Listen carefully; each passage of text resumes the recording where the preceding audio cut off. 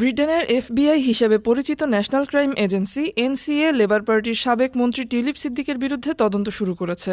বাংলাদেশের দুর্নীতি দমন কমিশন দুদকের সঙ্গে ঢাকায় এক গোপন বৈঠকের পর ব্রিটিশ কর্তৃপক্ষ এই পদক্ষেপ নিয়েছে বলে জানিয়েছে ব্রিটিশ সংবাদ মাধ্যম ডেইলি মেইল। গত মাসে ঢাকায় আনুষ্ঠানিক বৈঠকে এনসিএ কর্মকর্তাদের জানানো হয় টিউলিপ সিদ্দিকের বিরুদ্ধে নতুন প্রমাণ সংগ্রহ করেছে বাংলাদেশি কর্তৃপক্ষ।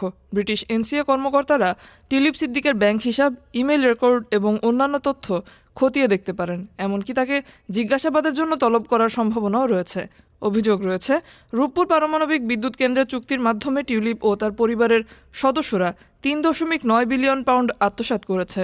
এ প্রকল্পের ৯০% ঋণ এসেছে ক্রেমলিন থেকে, আর দায়িত্বে আছে রাশিয়ান কোম্পানি রোসাটম।